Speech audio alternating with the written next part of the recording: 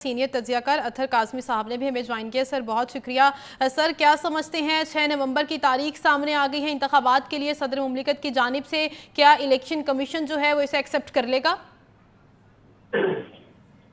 अब इसमें इशू ये था कि इंतखाबात की डेट सामने नहीं आ रही थी। आइन बिल्कुल वाजे है कि 90 रोज के अंदर आपने इंतखाबात करवाने हैं और ये बिल्कुल समझ से बालातर है कि इलेक्शन कमीशन किसी किस्म का कोई भी टाइम फ्रेम नहीं दे रहा था। इलेक्शन कमीशन से सिर्फ ये कोई पीटीआई मुतालबा या कोई एक जमात मुतालबा नहीं कर रही थी। अब तो पीपल्स पार्टी भी ये कह रही थी कि कोई तारीख तो आप दें। ये कैसे हो सकता है कि आप ये कहें कि जनाब पहले ये काम होगा उसके बाद हम कोई तारीख कोई टाइम फ्रेम तो दें ना।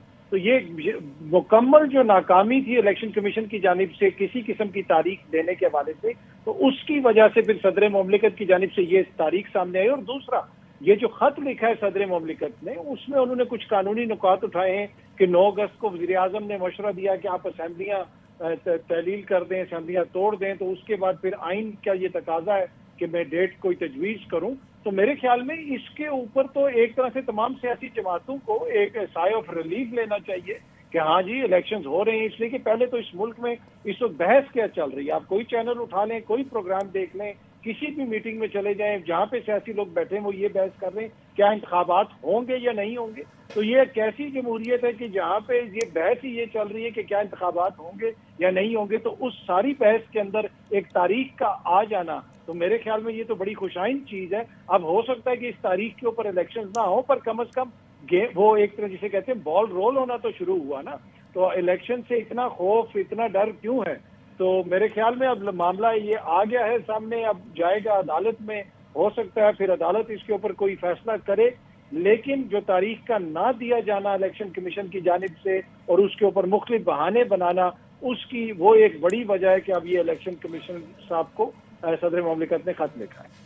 ठीक है सर, अगर इलेक्शन कमीशन एक्सेप्ट नहीं करता तो फिर क्या प्रोसीजर होगा? देखिए इलेक्शन कमीशन ने पहले कौन सा एक्सेप्ट किया था, वो तो नहीं करेंगे, वो कुछ सियासी जमातें भी इसको नहीं करेंगी। लेकिन अब बड़ा इम्तिहान है पाकिस्तान पीपल्स पार्टी का, जो बार बार ये मुतालबा कर रही थी कि आप इलेक्शन की तारीख दें, इलेक्शन की तारीख दें। अब सदर मुमलिकत ने एक तारीख दे दी है, तो अब मामला तो मुझे सुप्रीम कोर्ट में जाते हुए लगता है कि सुप्रीम कोर्ट में ही जाएगा और आइन और कानून के मुताबिक फिर सुप्रीम कोर्ट फैसला करेगी कि इलेक्शंस कब होने हैं। आइन वाजे है कि 90 रोज के अंदर होने चाहिए। बाकी डिलिमिटेशन जो दीगर मामला हैं वो तो आगे भी जा सकते हैं। इंतखाबात को ऐसे रोकना, एक गैर नुमाइंदा हुकूमत को रखना मुल्क के अंदर, पहले ही 2 सूबों के अंदर 6 महीने से ज्यादा का अरसा हो चुका है, दो इस तरह की हुकूमतें हैं जिनके पास कोई अवामी मैंडेट नहीं है। तो मेरे ख्याल में हमें इलेक्शन की तरफ बढ़ना चाहिए। और ये जो डेट दी है सदर मुमलिकत ने, उसकी वजह से इलेक्शंस की अब कम से कम कोई तारीख तो आवाम को नजर आ रही है कि इस तारीख पे इलेक्शंस होंगे। लेकिन मामला अदालत में जाएगा और हतमी फैसला अदालत से आएगा, लगता है सही। ठीक है सर, मामला अगर अदालत में जाता है तो सदर मुमलिकत आरिफ अलवी का भी ये बयान सामने आया है। उनका ये कहना है कि अगस्त में मरदमशुमारी की अशात के बाद हल्का बंदियों का अमल भी जारी है। जी, हल्का बंदियों का अमल तो चलता रहेगा। देखिए वो ये सारी चीजें साथ साथ चलती रहेंगी, लेकिन आइन के अंदर एक बड़ी चीज वाजे है कि आपने 90 या 60 रोज के अंदर इंतखाबात करवाने। और ये आइन कोई आज नहीं बना था, ये 50 साल पहले प्रिंसिपल सेटल हो गया था। और ये प्रिंसिपल उस वक्त सेटल हुआ था जब हम 1971 के सहाने से निकले थे बाहर। फिर आइन बना था और फिर ये इस चीज का इदराक हुआ हमारी लीडरशिप को कि दोबारा जो है चीजें आवाम के, जिसे आप कह सकते हैं जो भी ये सारे मामला हैं, उससे में आवाम को ये नहीं हो सकता कि आप बाहर रखें। वक्त पे इंतखाबात होने चाहिए और अवामी मैंडेट के मुताबिक चीजें हल होनी चाहिए। और इसी वजह से आइन में लिखा गया था कि 60 रोज या 90 रोज में इंतखाबात होंगे।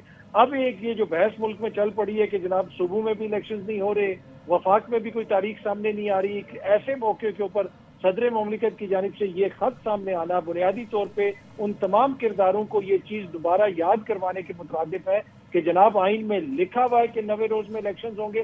कैसे हो सकता है कि आप मुल्क की करोड़ों आवाम को जमहूरियत के नाम पे एक जमहूरी अमल से बाहर रखें?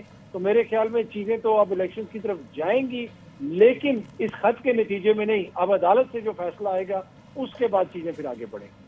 ठीक है सर, जैसे कि आपने कहा कि अगर मामला सुप्रीम कोर्ट में भी जा सकता है, अगर ये एक्सेप्ट नहीं की जाती चीफ इलेक्शन कमिश्नर की जानिब से ये डेट, तो क्या समझते हैं कि कानूनी माहिरीन की राय भी हमारे सामने आ रही है, वो ये कह रहे हैं सिर्फ ये खत लिखा गया है, कंक्लूजन तो नहीं है। तो क्या आप स्टेक होल्डर्स बैठेंगे, मुशावरत का अमल जारी होगा?